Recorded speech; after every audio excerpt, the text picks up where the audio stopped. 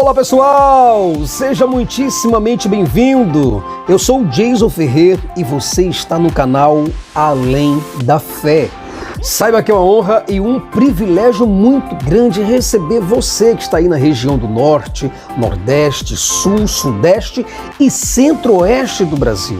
E você que está fora do Brasil, por gentileza, receba o meu cordial e fortíssimo abraço. Bom, hoje falaremos sobre um tema de suma importância. Eu espero muito que os cristãos estejam comigo para ouvir o tema de hoje. Aquelas pessoas que acreditam que a Bíblia é a única regra de fé e prática. Eu gostaria que você estivesse comigo. Mas olha o tema. Deus exige sacrifícios humanos? Olha o subtema. Conheça a mente perversa do Deus de Israel. Então, se você gostar deste conteúdo, eu vou pedir a você, por favor, inscreva-se, curta, comente, compartilhe, seja membro deste canal e vem aqui e ative o sininho das notificações para que o YouTube possa mandar ligeiramente para você todo o conteúdo que produzimos por aqui. E vou te pedir encarecidamente, gente, por favor, me ajuda nesta causa. Não é fácil carregar todo o peso desta responsabilidade sozinho, não é fácil lutar sozinho, remar contra a maré sozinho, pessoal. O canal Além da Fé, ele se manifestou para desfazer as mentiras e as obras maléficas, desgraçadas e miseráveis das religiões. E o nosso trabalho, você conhece, é um trabalho de enfrentamento. Por isso, eu vou pedir a você, nos apoie e nos ajude a financiar este projeto, gente. E quero muito agradecer a você que chegou aqui de paraquedas. Muito obrigado por tudo, tá? Estamos trabalhando duro, dia, noite, madrugada, para trazer um conteúdo de qualidade, de confiabilidade, de credibilidade para você. Mas para isso, eu preciso que você, por gentileza, me ajude nesta luta, tá? Vamos chamar aqui a vinhetinha e já voltaremos para este tema maravilhoso que tá picante hoje, hein? Fica comigo. É VaptVupt. Vamos nessa. Você sabia que Jesus é só uma personagem fictícia? Isso é tudo mentira. Eles não existiram. Tudo é alegórico. Tem mulheres sendo apedrejadas e enforcadas. Se a gente não usa um neurônio para pensar. Eu falo, se você vê alguém ressuscitando morto, foram dizimados de forma covarde e extremamente brutal. Além da Fé com Jason Ferrer. Bom, estamos de volta. Muito obrigado por você estar comigo, hein? Agradeço mesmo a você que gosta dos meus conteúdos. Nossa, que honra ter você aqui. Então, Deus exige ou não exige sacrifícios humanos? Gente, olha, para quem sabe da Bíblia, para quem conhece a Bíblia, sabe que Deus, ele exige sacrifícios humanos. Está aqui dentro da Bíblia. Ele exige isso de forma direta ou indireta, como qualquer Deus tribal, ou qualquer Deus indígena, ou qualquer Deus de qualquer época primitiva. Além dos sacrifícios humanos, ele adora ver os animais queimados em sacrifícios para ele mesmo. E alguns teólogos, pasmem, eles não conseguem sequer admitir como admitir essa ideia do quanto Deus é sádico, do quanto Deus é horripilante, tenebroso, cruel, insano, frio, calculista, psicopata completamente. Se você for ver, por exemplo, as escrituras do Antigo Testamento, nossa, Deus é muito psicopata, pessoal. Os primeiros hebreus, inclusive, eram politeístas e faziam sacrifícios humanos, eu quero dizer. Sacrifícios humanos a um tal de Iavé, que é o mesmo Jeová, o mesmo Javé. Vários versículos mostram isso, vários versículos mostram que Deus não se opunha nem proibia sacrifícios humanos a si mesmo, somente aos outros deuses. Você não vai ver em nenhum momento Deus dizendo que não quer sacrifício humano para ele. Ele não está dizendo em nenhum momento, olha, eu não quero sacrifício de animal a mim. Não, ele não proíbe isso. O que ele proíbe é um sacrifício humano aos outros deuses. Aí é uma grande diferença. Muitos cristãos dizem, olha, Deus, está vendo aqui, ele não permite sacrifícios humanos aos outros deuses. Isso quer dizer que ele não permite para ele mesmo. Olha, Deus aqui, se você for por essa lógica, você também tem que dizer o seguinte, olha, Deus proíbe sacrifícios de animais a outros deuses, logo Deus proíbe sacrifícios de animais a ele mesmo. Não, isso não é verdade. Aqui na Bíblia, para você ter uma ideia, há aqui na Bíblia uma lei específica para os sacrifícios humanos. Eu vou ler para você aqui, por exemplo, o que está escrito em Levítico, capítulo 27, versículo 29. Olha o que é que diz. Diz o seguinte, toda coisa consagrada que for consagrada do homem não será resgatada, certamente morrerá. Em outras traduções diz o seguinte, nenhuma pessoa consagrada para destruição poderá ser resgatada, tem que ser executada. E um ótimo exemplo que a gente poderia, para a gente ratificar o tema de hoje, um ótimo exemplo está em Juízes capítulo 11, versículo do 30 até o 39, onde Jefté, ele sacrificou sua própria filha a Deus. Gente, não é possível. Olha, dentro da Bíblia você encontra um pai assassino sádico e um Deus completamente chantagista. Isso aqui dentro das Escrituras. Muitas pessoas, muitos cristãos, inclusive alguns cristãos que são honestos, eles acreditam nos atributos de Deus, eles acreditam na espiritualidade, na essência de Deus, na autoexistência desse próprio Deus. Agora, que Deus é esse? É o Deus bíblico. Mas muitas dessas pessoas que acreditam que Deus é imenso, que Deus ele é eterno, que Deus tem atributos não morais como a onipresença, a onisciência, a onipotência, a imutabilidade, outros, como os atributos morais, os atributos de santidade, os atributos de retidão e justiça, os atributos de bondade, os atributos de verdade. Brasil, presta bem atenção, olha bem para mim. Veja o que eu vou te dizer. Jefté, ele sabia exatamente quem sairia ao seu encontro. Portanto, gente, ele ofereceu sua filha em sacrifício de forma consciente e sem o menor constrangimento. Para muitas pessoas que acreditam na Bíblia, parece que esse, ironicamente falando, é um exemplo maravilhoso para os pais modernos que dizem seguir a Bíblia. Existem teólogos que mal conseguem digerir esse texto. Esse texto de Juízes capítulo 11, versículo 30. Tem muitos teólogos que dizem que realmente Jefté, ele entregou a filha dele para ser sacrificada em holocausto. Aí muitos desses teólogos, como eles não têm como reverter o texto ou criar um pretexto aqui, o que ele faz? Ele deixa claro que Jefté fez isso porque não conhecia Deus. Gente, eu vou ler para você o texto do versículo 30 até o 34, somente para você ter uma ideia do que é o texto. Olha só. E Jefté fez um voto ao Senhor e disse, se totalmente deres os filhos de Amon na minha mão, e aquilo que saindo da porta de minha casa me sair ao encontro, voltando eu dos filhos de Amon em paz, isso será do Senhor, e o oferecerei em holocausto. Veja, isso será do Senhor e o oferecerei em holocausto. Assim, Jefté passou aos filhos de Amon a combater contra eles, quer dizer, mostrando aqui que Deus deu essa vitória para Jefté. Em outras palavras, o próprio Deus, ele concorda com as guerras. Ele concorda plenamente em pessoas batalhando contra coisas banais. Terra, política, ideologia, filosofia, religião, idolatria. O próprio Deus, ele concorda com essas coisas. E assim Jefté passou aos filhos de Amon. Versículo 32, a combater contra eles, e o Senhor os deu na sua mão. Deus colocou humanos contra humanos e privilegiou um desses humanos, um desses grupos. E os feriu, versículo 33, e os feriu com grande mortandade, desde Aroê até chegar a Minite.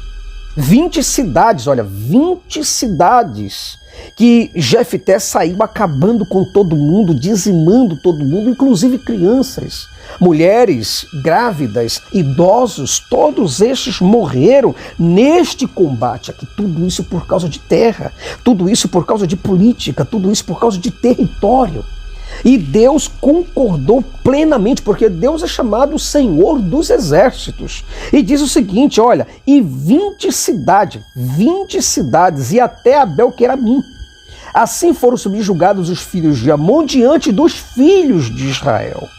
Vindo, pois, Jefté a Mispa, a sua casa, eis que a sua filha lhe saiu ao encontro, com adufes e com danças.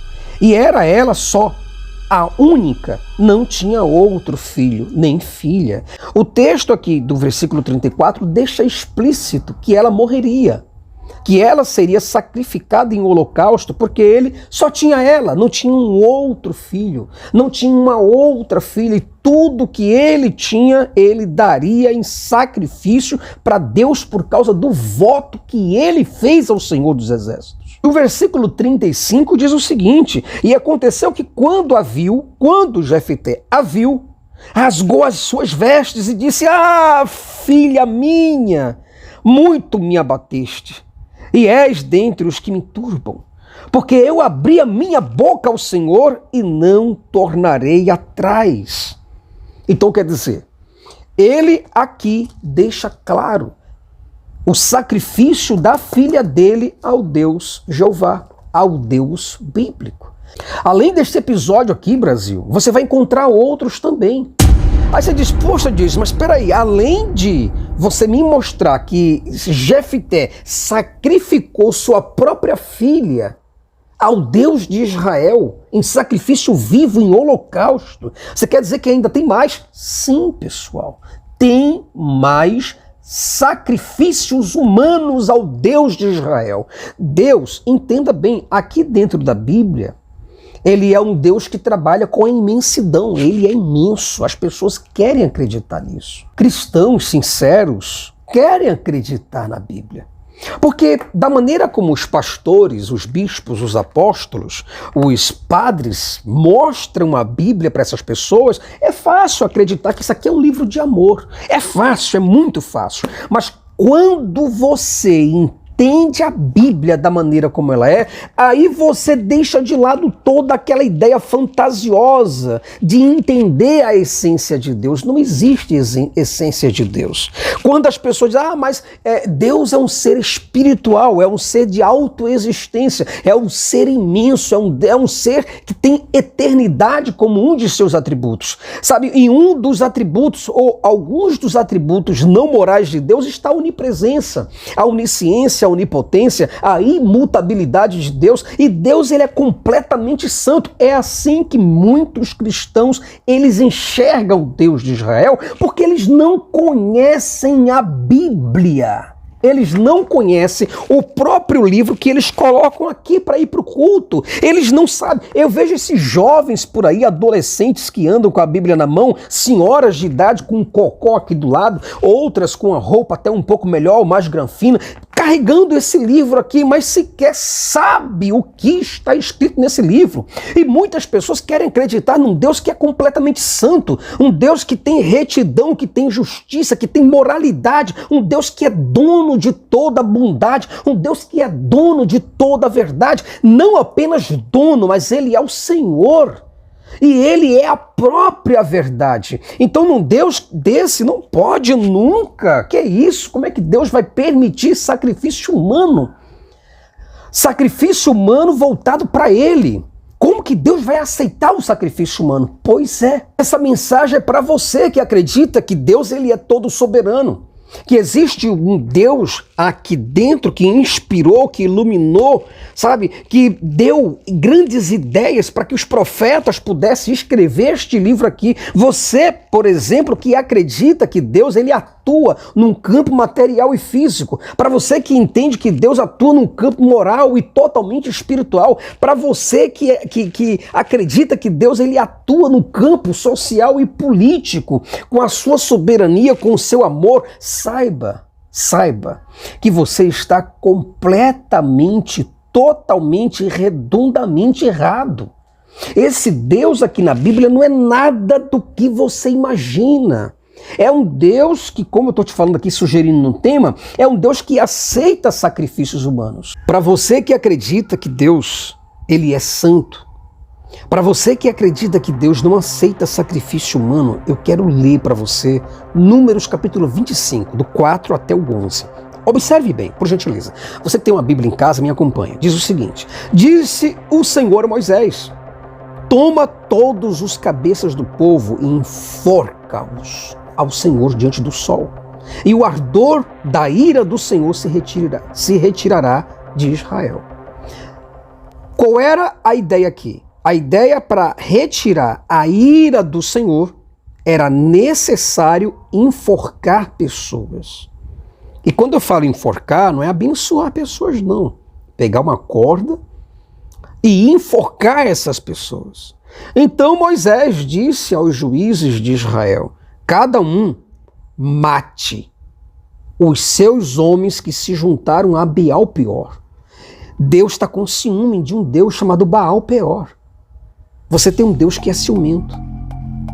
Deus não se contentou em ver alguns homens adorando a Baal-peor, sabendo ele que ele é o único, onipotente, onisciente, onipresente. E o versículo 6 diz o seguinte: e eis que veio um homem dos filhos de Israel e trouxe a seus irmãos uma midianita perante os olhos de Moisés e de toda a congregação dos filhos de Israel, chorando eles diante da tenda da congregação.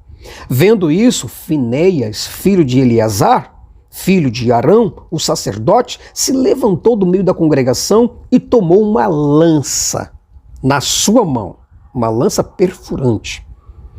E foi, versículo 8, e foi após o varão israelita até a tenda e os atravessou a ambos, ao varão israelita e à mulher pela sua barriga. Então a praga cessou de sobre os filhos de Israel. E os que morreram daquela praga foram 24.000.